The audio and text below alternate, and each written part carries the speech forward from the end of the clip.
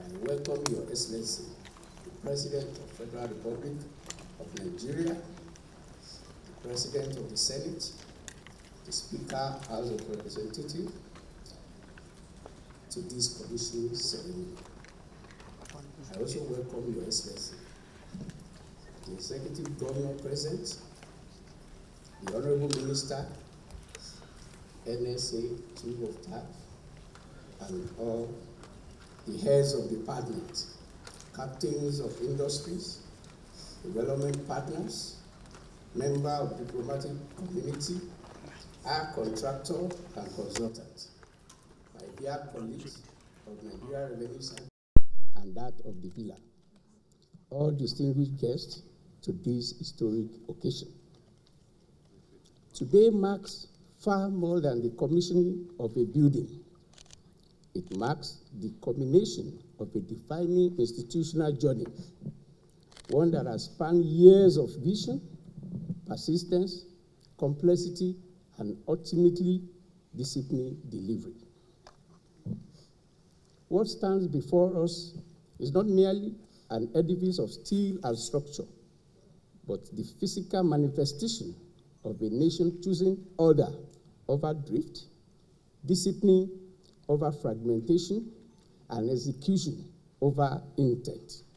It is the coming to life of a renewed fiscal vision, one that is structured, credible, and built to endure. Your Excellency, Mr. President, this moment is inseparable from your leadership and the reform agenda you've courageously advanced. When this administration assumed office, Nigeria faced a critical inflection point, marked by constrained fiscal space, weakened investor confidence, and structural distortion across key sectors. What followed was not an incremental adjustment, but a comprehensive reset of nation's economic and financial architecture. Through your decisive actions, Your Excellency restored macroeconomic credibility, unifying foreign exchange markets, clearing long-standing backlog, and reestablishing confidence in Nigeria's ability to operate a transparent and market-driven system. These were not easy decisions, but they were necessary decisions, and the history will recognize them and be kind to you for such decisions. Building on this foundation, your administration undertook one of the most significant revenue reforms in Nigeria history. And to put that in perspective, the first tax law made in this country was done in 1903. That is 122 years ago. You changed that. Over 60 fragmented tax laws were streamlined into a simplified and more coherent framework, strengthening compliance, improving predictability, and enabling efficiency in administration. Crucially, this reform was not driven by higher tax burden, but by better system, broadening coverage, and stronger governance.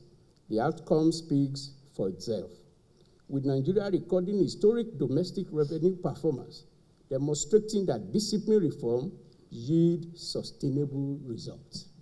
And to put this in perspective, Mr. President, 5 years ago, the total collection for Nigeria revenue was 6.8 trillion. And by 2025, Mr. President, you tripled that. You ended the year by 28.7 trillion.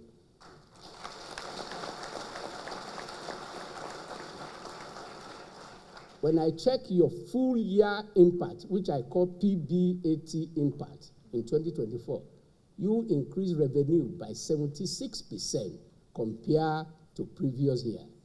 And that is,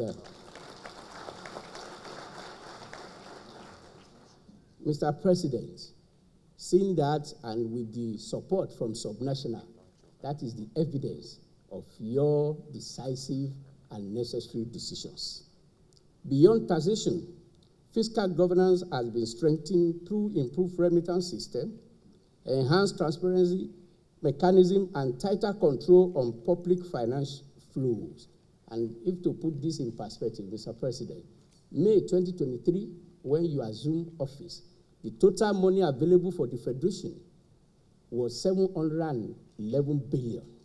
By September 2025, it was 3.6 trillion. That is 400% above what you inherited. And that you can see from the commissioning we've done in the state, they will all allude to the fact that you've given them what no government in the history of Nigeria has given to them. Trade has been modernized through the recently launched National Single Window, reducing inefficiency and strengthening revenue assurance. This 10 years before now, we've attempted 6 times to do National Single Window. Under 2 years, to be specific, March 27, in conjunction with Custom, and the rest will launch National Single Window within 2 years under your able leadership. Thank you, Mr. President. In energy reforms, the revolutionary sales of crude in Naira initiative has repositioned the sector from fiscal burden to a stabilizing anchor for the economy, especially at this crucial time. Across these areas, what we are witnessing is not an isolated but coordinated transformation of a fiscal state. Mr. President, if you will permit me to illustrate in empirical terms the 3 critical decisions and policy that you've done that has revitalized Nigeria economy. And with your permission, Mr. President, I will just list them with practical example. First, on your first day in office, you remove fuel subsidy. And to put it in perspective, the removal of fuel subsidy was not a policy choice, but it was a fiscal necessity. And I just want to put it in perspective. Mr. President, if you've not taken that courageous decision that day, I want to paint the picture of where we have been today. At price of $120 per barrel, our subsidy budget today will have been between 38 to 58 trillion per annum if you've not removed subsidy. With your policy, we have 0 budget for that today. And people may not understand that figure. I want to put it in perspective. The total budget that we have passed by National Assembly waiting for your assent is 68 trillion. Just imagine that 52 trillion out of that 68 is just for subsidy, if you've not removed it. That would be 76% of the total budget would have gone to the wasteful spending that through grace of God and your courageous decision, you've removed. And our net reserves will have been $2 billion. Today, the net reserve is 34 billion, the highest in the history of Nigeria.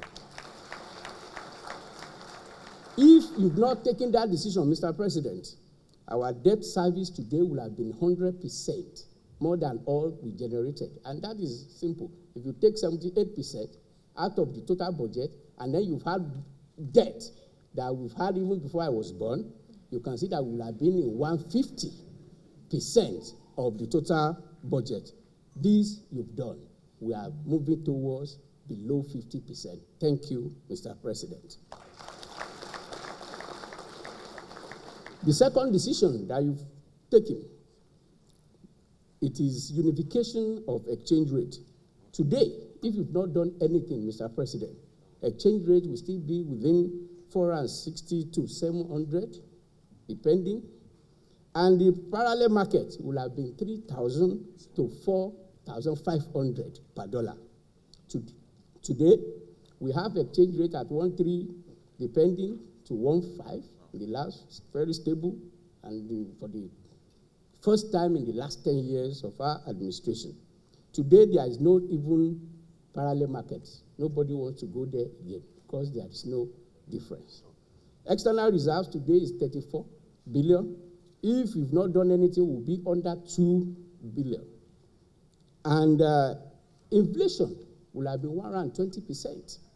Because if you just extrapolate that, and then today inflation is under 15%, this is just to say how lucky we are to have you as a president at this time.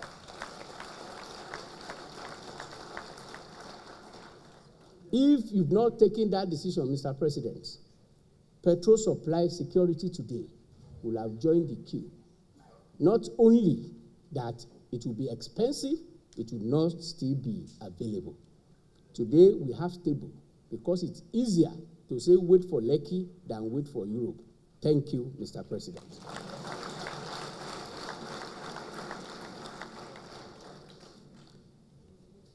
Now, I said Nigeria pump price today because people say price is expensive, it's expensive. And that is why, as you taught me, that I must be data-driven. That's why I come with the data, because I know what I'm listening. I don't want to give the word that people... Mr. President, the price in Nigeria today is 0.88 cents, which is less than $1. In the United States, is $1.70, which is 22% higher. In India, is 25% higher. In South Africa, is 35% higher. And if you do global, today, Mr. President, we are 50% lower than the price. This is just because you allow local refineries to work. And to put it in perspective, before you clap, I'm a student of economics. I read political philosophy. In the history of the world, I don't know if anybody here can tell me where we've sold the crude or the resources in currency that is not currency of foreign reserves. It is due to its innovation. I remember vividly on that Sunday when you called me and you said, Zach, put your pen and your notes. I want to sell crude in Naira. I said, Mr. President, crude is always benchmarked in dollar. Say, yes. Go and do this. You make impossible possible. We don't know you've seen the future. Thank you, Mr. President, that we don't have queue today. We don't have the queue today, and then we have availability. Not only that we have it, just recently I read, Aliko supplies 17 cargoes to help other African countries, from net importer to net exporter. Mr. President, thank you for your courage. This is indeed what visionary leadership looks like, Mr. President. The ability to take difficult decisions, align institutions, and translate reform into measurable outcomes that reposition a nation, not for the present, but for the future.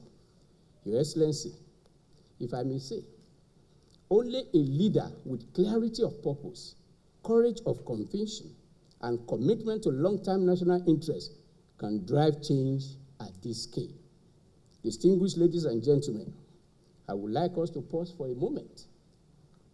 May I respectfully request that we all rise to recognize and honor a true visionary reformer, the president of federal, of the tangible expression of that reform journey, a feasible, enduring symbol that reform is not abstract but real, not temporary but structural, not theoretical but implemented. It is also important to recognize that this achievement has come through a demanding and often complex journey. Tax reform is not always elegant at inception. It is technical, contested, and requires sustained alignment across institutions. It demands discipline, patience, and resilience.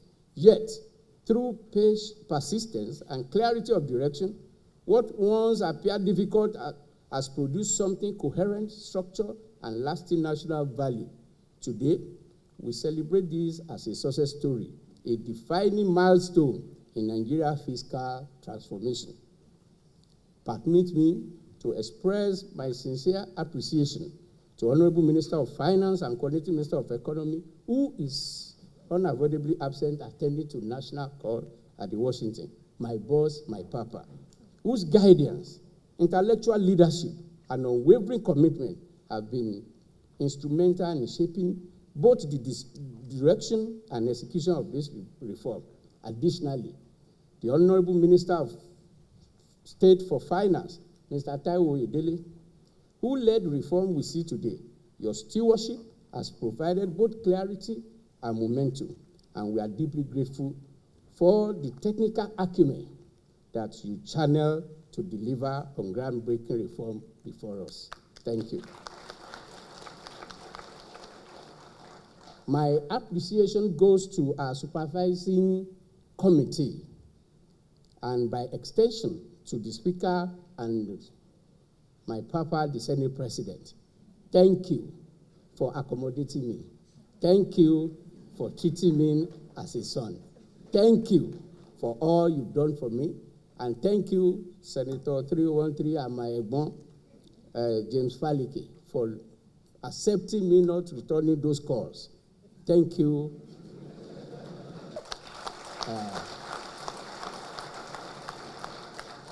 Mr. President, considering that this project started 22 years ago, you can imagine the number of cost overrun, but because of innovation and brilliance and understanding the new hope agenda of Mr. President, the DG has really helped. The only extension I have, sir, is that the only extension I will have, sir, is that if you will direct him that he should do the sampling. Because if you go around and you see this abandoned project, we've wasted capital, we've wasted value, but because of the limitation of the law in those days, they are still stored. All the money we spent wasted.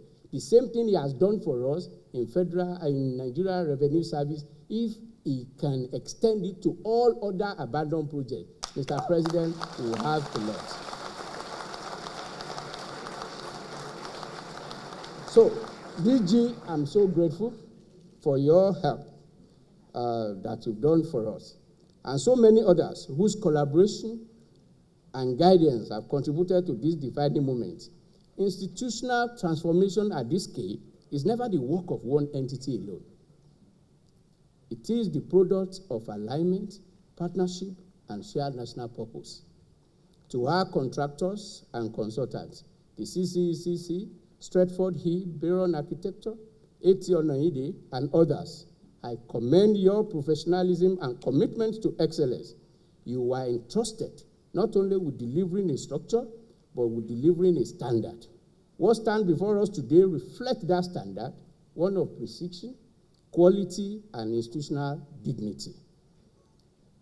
To my colleagues of Nigeria Revenue Service, especially my predecessor here present, and those who could not make it, this moment belongs to you.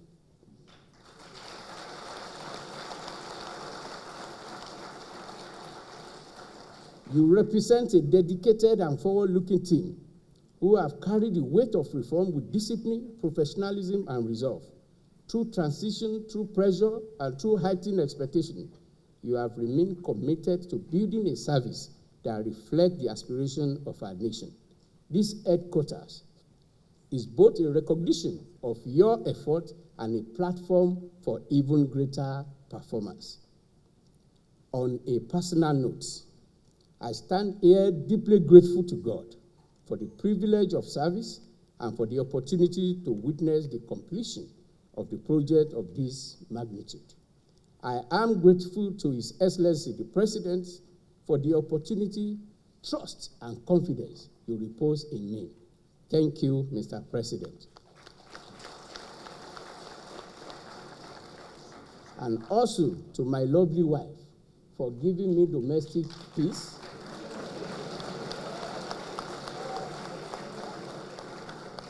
that allowed me to focus on my job. Thank you.